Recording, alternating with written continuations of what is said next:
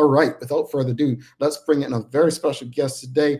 We're just want to let everyone know. So we're going to be doing some regular conversations with scars in a way to engage our community, to help our community to better serve our children, to better protect our children. And these conversations are probably brought to you by the QBE Foundation. So let's give a warm TDH welcome to very special guest, Debbie Ray Rivers. Welcome, welcome, welcome. How are you? Hi, Jamal. I'm doing great. Thank you so much for having me and Scars to talk about the vital importance of making sure the children of Bermuda are protected from Of sexual. course, of course. Thank you for doing this. So before we even get into the importance of what we're discussing today, I've got to ask you: were you a math person in school? Absolutely not. Okay, we're aligned. We're aligned. No disrespect to the math business. I appreciate you. I value you. I love you. But I just Yeah, numbers and I just we're not aligned. So we're in the same boat. yeah, we sure are. No, I was definitely not good at math.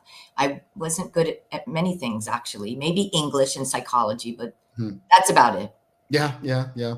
And you know what? It just goes to show we're not going to be good at everything, but what we do focus on and where we lend our heart to, we can definitely make a difference. And that you have. And before we get into the conversation, Kenton Trott says SCARS is one of the organizations that is doing the real work to protect our children. Good morning, Debbie. Morning. Says Kenton. But let's just go back because you've been on the show before. But just for if this is someone's first time tuning in, let's just go back a bit. And Debbie, just share your story about where the idea came to create SCARS when you did. Yeah, thank you. The idea came from pain, actually. My family was affected by this issue of child sexual abuse back in 2004. Mhm. Um, my girls were sexually molested they were 9 and 10 when a 78-year-old man used their little bodies to gain sexual pleasure. Mm, He was a family member, a very trusted, close family member. mm, And so that's where it all began. There were, the country was not where it is today. There was, there's a lot of shame around child sexual abuse. mm, And so it was a very silent issue. People would use terms like stay away from him because he interferes with children instead of sexually abused children. We were kind of not glossing it over, but not really calling it what it is and calling people out for what they did to children. There are, we have a lot of survivors in our country, and people were sharing their story with me, but it was just super taboo. Um, mm, it's not that we've changed that, that the shame around it, that mm, we still have a stigma around child sexual abuse, but I think we've come a long way. But my family was affected. mm, It was shocking for me. There were things that I also didn't do as a parent. I didn't have enough conversations with my children about body safety and mm, boundaries and consent. mm, I didn't speak to the adults in my life to say, hey, listen, I'm educated in prevention. Never let me find out you've ever done anything sexual to my children. I wish I would have said that at a Sunday dinner. yeah. I had done I had taken part in some education, and I know now about this topic. Mhm, I didn't put him on notice because I mhm, had no idea that this person was doing this to my children. Um, we trust family members. yeah. we trust the adults in our children's life, and we assume that our children are going to be safe. Well, Yeah. my kids were not safe, and it rocked our family. He was also he carried a Bible. So he was Mm, a devout church member. So that was also a huge shock for us. Like, that's when we realize even people in our life who we know and trust can harm children, people that are related to us, people that claim mm, to be Christians mhm, and know anything about a Bible because they don't, in my personal view. Um, mhm, and so it just rocked our family, Jamel. It rocked my world as a mom. It was the worst day of my life to discover that this had happened. And mhm, that's kind of started this whole thing. There was a lot of mhm, denial, a lot of minimization, wanting me to keep it quiet, just take care of my kids and move on. And I knew that that's that doesn't change things. Like we have to advocate for change, because I knew in my heart that it was just wrong. And Yeah. and there were a lot of things that happened back in 2004 and 2005 and 2006 that I knew needed to change. And Yeah. I was determined to, first of all, get educated in Mhm. what I could have done to prevent it, Well, and to make change. yeah, and speaking of that, and Debbie, again, this almost goes back to our story this morning. This is not to shame anyone. This is not to shame anyone. What I'm saying, but you just mentioned that people probably wanted you to stay quiet, not go, and had you remained quiet and just you know kept it within your family, we wouldn't have what we have today. And one of the biggest things that I hear people speaking about is the education that SCARS is providing. So how have you utilized this organization to go about educating the community on how to better protect children? Yeah. So what you have to do is just change attitudes and behaviors. Mhm. So a year before I started SCARS, I found this educational curriculum that was developed in the United States by an organization called the Darkness to Light organization. And they provide curriculums around prevention, because in order to stop something, you got to educate people. Mhm. Because I could have gone and protested all I wanted, but nobody was going to listen to me. I was Mhm. unknown. What did I know? I was just a very upset, angry, and determined mom. But in order to change attitudes and behaviors, prevention education is what worked. And Mhm. so the first thing I did was find this educational curriculum, and then brought it back to Bermuda, and together with John Brunson, who is a past chairman of SCARS. We hit the road running, and we became a charity in 2011, and we started educating our community in May 2012. And we could see, I don't know if you've ever heard of this theory, I'm sure you have, Jamel, called the tipping point theory, where if you can affect 5% of a given population on a certain behavior or societal problem, you can start changing behaviors around that. And that tipping point, which I think was developed by Gladwell, I've forgotten his name, sorry. Anyway, it'll come to me. The theory is if you can affect 5% of a given population on a certain societal issue, you can start changing behaviors and attitudes. And we saw that once we trained 5% of our adult population, we started seeing things change.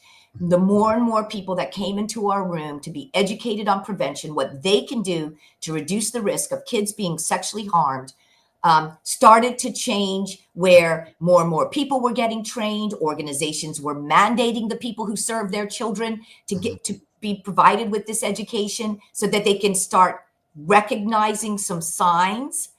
We didn't understand this issue, so we didn't have the knowledge to know what are some signs that might indicate a child's being harmed. What Yeah. are those signs in a change of behavior? Are they angry? Are they in drugs? Are they depressed? Or do Mhm. they suddenly don't want to be around this relative anymore? Mhm. There were signs that I wish I would have picked up on. Mhm. Because one of my daughters was abused for 4 years at his hands. If I would have been educated in prevention, I know I would have picked up some of those So signs. what can like a parent or guardian, like parents right now, just using some of the language that was used from comments earlier, is people are working so many jobs. They have their children in so many different activities. They may not even think that something like, again, no one wants to think this. They don't know what's going on, but what can they do, like the busy guardian parent, do to better protect their children in those instances? Okay. Let me just, while it came to me, Malcolm Gladwell is the guy who Yes, say this yes, there. I Sorry, just said I yes. wanted to say that. So the first thing that I would say to parents, and yes, parents are busy, get educated in prevention. Sign up for a SCARS training. It's 3 hours and it's free, thanks to our donors and our community and corporate donors. They provide the funds to SCARS. We provide the funds to Darkness to Light to pay for every participant that comes in our room. So it's free education. Get educated on what you can do to recognize the signs, learn the facts about it, how to talk to your children about this issue, and how to minimize the opportunity for this to happen. What questions you need to ask organizations before you just drop your child off to a school, to a camp, to a club, to a faith-based center, ask some questions of that organization. Listen, our children are our treasures. And we as parents and guardians and caregivers have every right to ask organizations some questions. We don't know everybody working in these organizations. Perpetrators want to be where there are children. Mm. So the organizations who open their doors to children, they have an obligation to make sure they're doing everything they can to protect the children that they're responsible for. And guess what? Organizations in Bermuda are doing that. We have more and more youth serving organizations coming into our rooms. So the parents, I believe, also, obviously have been putting some pressure on these organizations to say, what prevention education do you offer? What does your social media policy look like? What happens if my child reports to you that they've been abused? What are you doing? What are your transportation? You got to take my kid home. What does that look like? And to keep my child safe. Parents have a right to do that. But prevention also begins at home, Jamal. So it's our duty as parents to talk to our kids about body safety, about boundaries, and do that in an age-appropriate, child-friendly way. It does start at home. And, sex was such a uncomfortable word, years ago, Jamal. Like a penis wasn't called a penis. It was called your boy, your Willie, your Johnson. We give it a different name. We don't have another. I always say we don't have another name for our nose. We got to the private part, so we created this shame-based knowledge of parts of the body that are very special, but also very private. So we want our, but not just a one-time conversation. We want our parents and guardians to start early talking to their children about this and talk often. So parents, busy parents, first start with getting yourself educated. 3 hours out of your life to hear about a very important topic on child safety, to keep your child safe. The best protection is you as a parent, but I know you're busy. Keep those conversations open.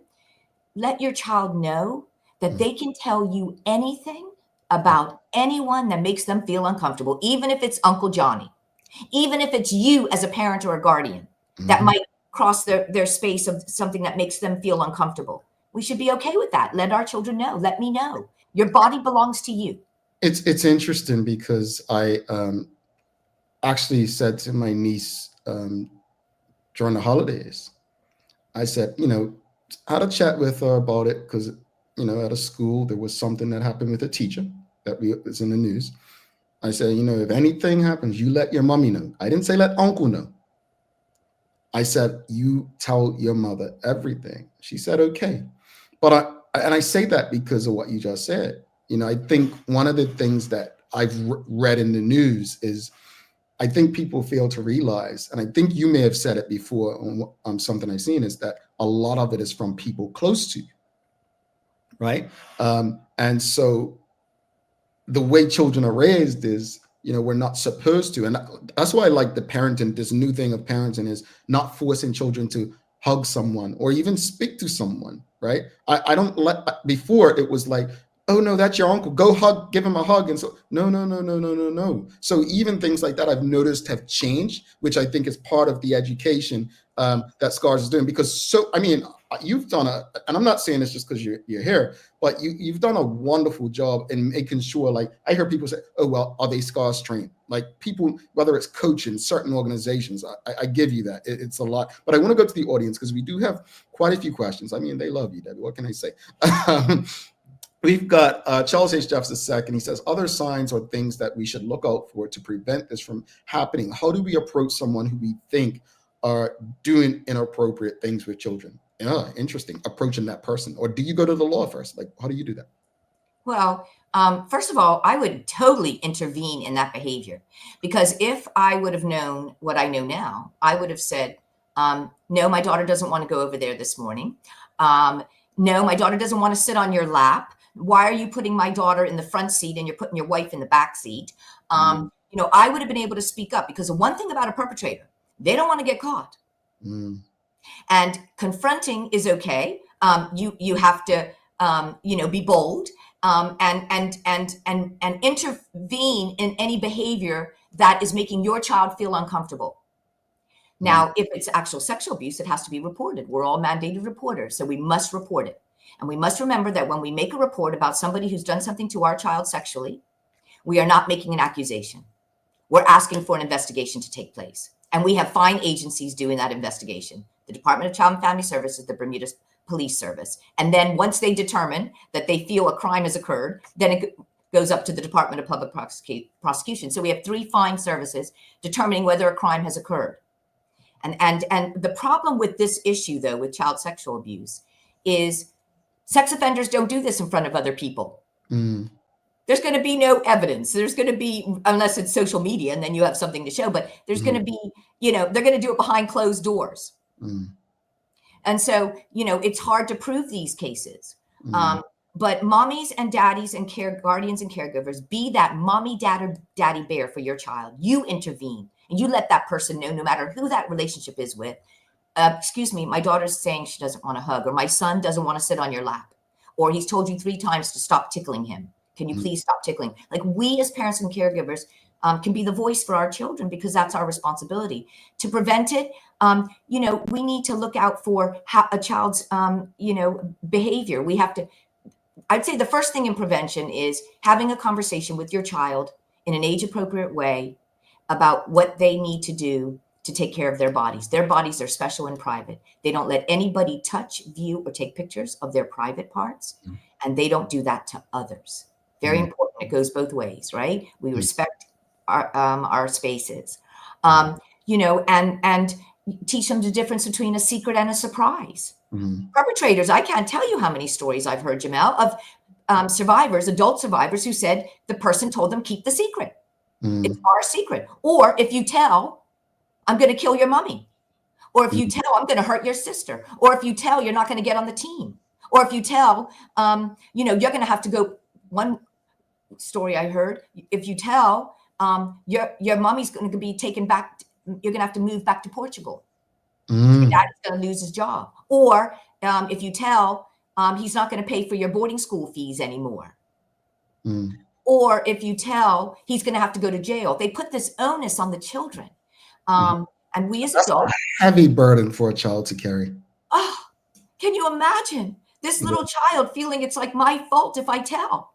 I'm going to get in trouble. And many times children don't want people that they actually care about to go to jail.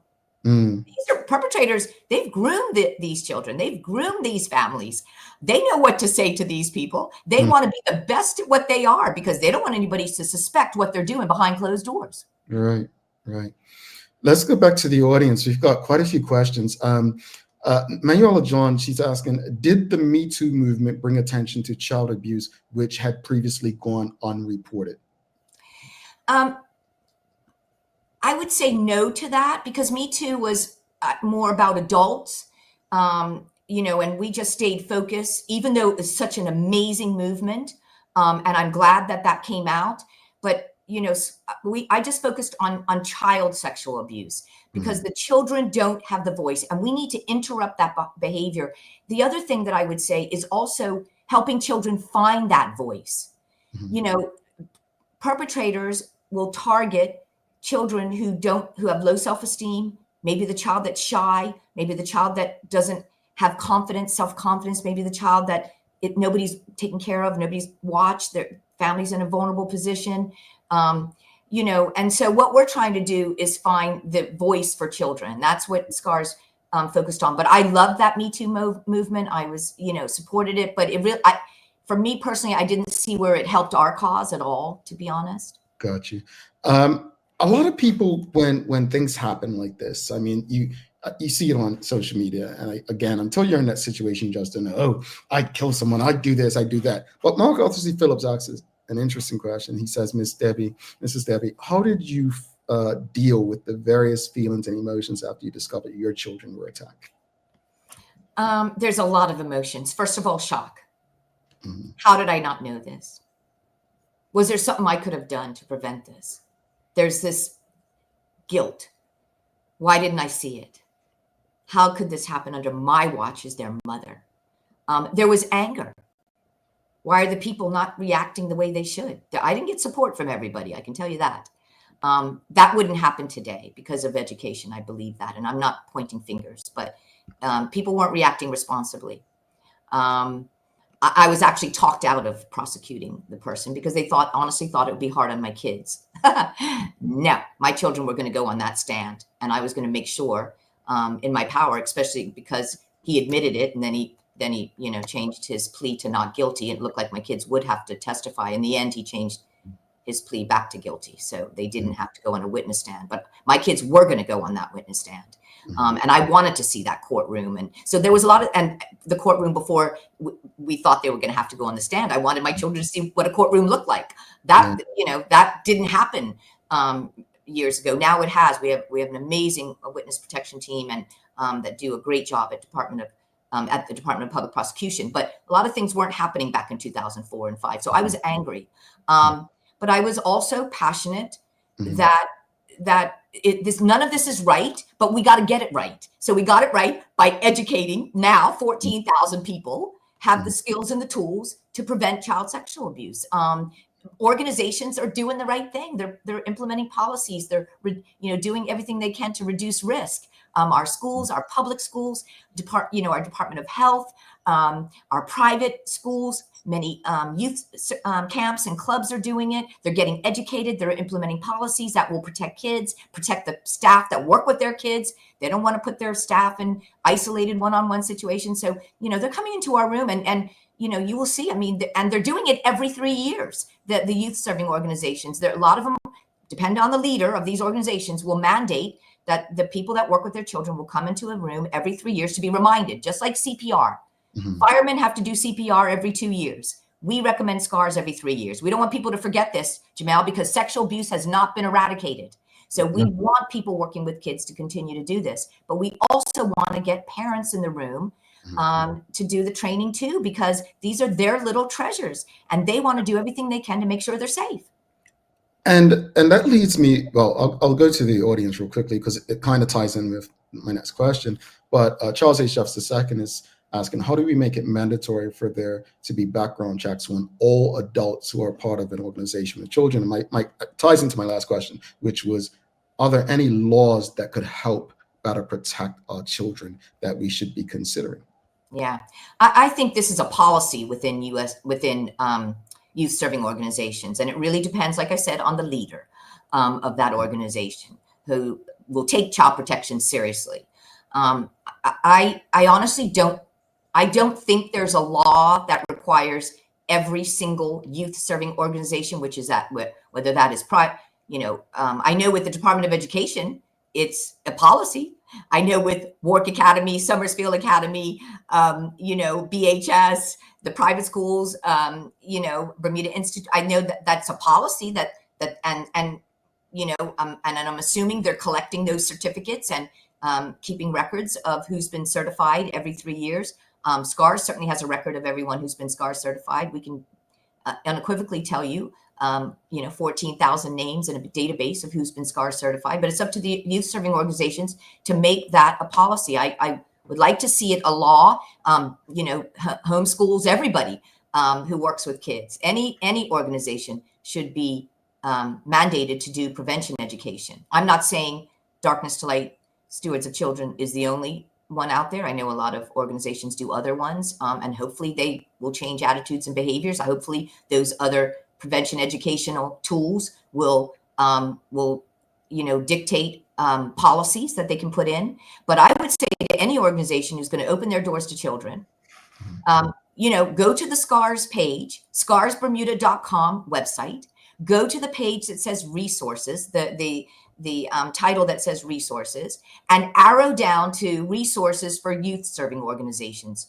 SCARS has a whole page on sample policies that you can use, sample language that you can use before you even hire somebody or have a volunteer work at your organization with children. There is language that you can put on any type of form that wants to be sure that these people have never been accused or convicted of a crime against children. You don't want them working at your organization because you want to make sure the children in your organization are safe, and you want to make sure the adults in your organization know what to do to reduce risk, not to put themselves in an isolated one-on-one. And and how to recognize signs. The most important thing, Jamel, is that we intervene early, because if trauma can be intervened early, we can start getting help for that child. But if you've got somebody who's had 30 years of trauma, and because we weren't recognizing these signs years ago, that's hard to, I mean, it's possible, but it takes time for an adult who experienced childhood trauma, to receive that healing that they so need from the trauma they experienced when they should not have experienced. Children were not brought into this world to be abused. They were brought into this world to be protected, nurtured, loved, cared for. And, I know parents are busy and they have a lot of, they're juggling so much. But, parents, you say to the people who are watching your children, don't you ever let me find out you've done anything to make my child feel uncomfortable. Yeah. We have every right to say that. Yeah. I am watching, and my child's safety and happiness is the most important thing to me. Indeed. Debbie, this is great. We'll be, just for the audience, this segment is brought to you by the QBE Foundation. We're grateful. We're going to be doing this every other month with SCARS, but we'll actually be doing it again in April as well, because April is it child? Go ahead. National Child Abuse Prevention Month. Yeah. And so please, what can I say, Jamel? Look out for we're going to be doing 30 resources for 30 days. A resource a day will keep a child molester away. That's the name of what we're going to be, of these resources that we're going to be doing on social media. So keep an eye out with some great resources for our parents and guardians as it comes to child sexual abuse. And of course, we'll be on here. We'll be on your show in April. We'll have our radio show next Wednesday. So we have things, but we're going to be collaborating with the Coalition for the Protection of Children with a campaign because we educate adults in our community on how to prevent sexual abuse. The Coalition for the Protection of Children, they educate the children on what they need to do to keep them safe. So it's a 360 approach. That is good to know. So for the audience, if anyone wants to learn more, engage, maybe become SCARS trained and certified, what should they do? They should go to our website, scarsbermuda.com. They should go to the tab that says Get Trained and click on the red box there and sign up for a 3-hour training. We offer morning, evening, afternoons, weekends. Pick a date that works for them and sign up through the website. If they want to do a private session, there's a box there for that. They have to have 20 participants, but right through our website, scarsbermuda.com, sign up for a training. We have approximately 53,000 adults in this community. We've trained 14. We have a long way to go. Yeah. Debbie, thank you so much. And as Charles says, thank you to the QBE Foundation for this important conversation. We'll be having these conversations on a regular basis as much as possible to ensure that our community knows the work that each of us can and needs to do to protect our children. Debbie, thank you. We will see you very soon. Have a wonderful day. Thank you. Thank you so much, Jamel. All righty. Debbie Ray Rivers, folks, please do us a favor. Whatever platform you're on, Facebook, LinkedIn, YouTube, Twitter, X, Instagram, make sure you give us a like, love, follow, share this conversation with your friends, your family, your colleagues. Make sure everyone has access to these important community conversations. We're going to take our final break. We'll be back in 1 minute, 55 seconds with the Daily Play and my final thoughts. Stick with us.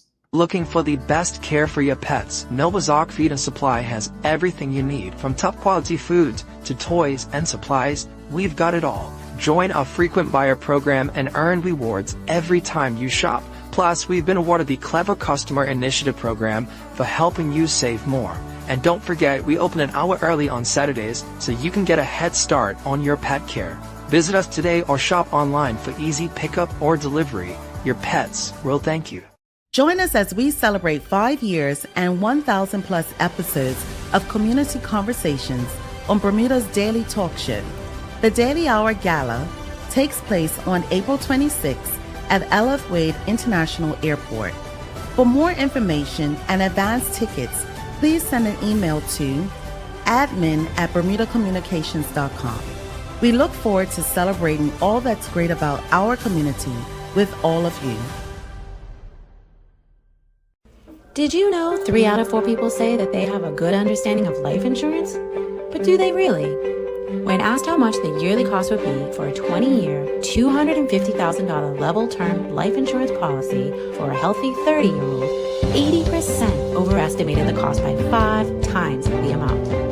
Ready for this? The true cost for that policy is about $220 a year. That's as little as 66 cents a day, or $20 a month. So let's put this into perspective. Compared to other monthly costs, isn't getting life insurance a no-brainer? If you can trim back on some of these expenses just a little bit, it will allow you to dedicate the savings toward an affordable life insurance policy. Contact one of our life insurance agents today to find the right policy for you.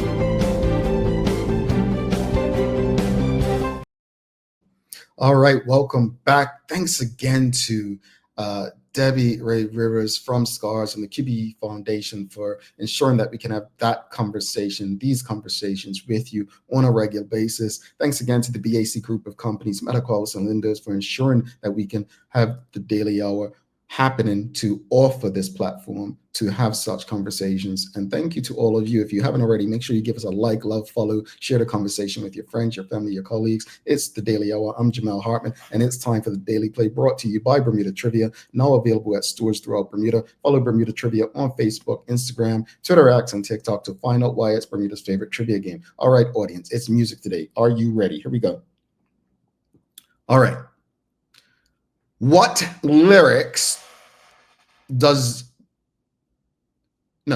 song, do these lyrics belong to? Quote, there are ways to get there if you care enough for the living. Make a little space, make a better place. End quote.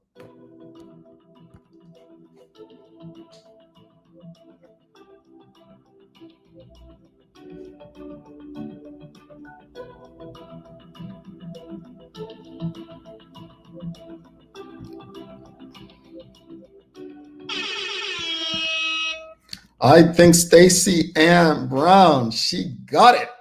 No one else got that? Yeah. No, not We Are the World. It's Heal the World by Michael Jackson. Yes, Polly Rich and Stacey Ann Brown. Not We Are the World. Heal the World by Michael Jackson, Joel Lee. Yes, yes, yes. Heal the world. Heal the world. There are ways to get there if you care enough for the living. Make a little space, make a better place. Heal the world. Yes, it is Heal the World. Yeah, I like that song. Don't you love that song? I want to wrap it up, though. I want to say regarding the conversation about taking a collective stand. I understand that we live in a time where people have so much to lose, they believe. But even if we don't fight and collectively take a stand, those things we have to lose can be taken away. And I think that's what I want people to understand. There's a risk either way. You risk losing it if you don't do anything, and you risk losing it if you do anything. I'll give you an example. There was a man who worked at an organization who spoke out, and the organization found a way to let him go. And when he was let go, very few people stood with him because they didn't want to ruin their reputation. They needed their job because they had a mortgage to pay. Well, since that time,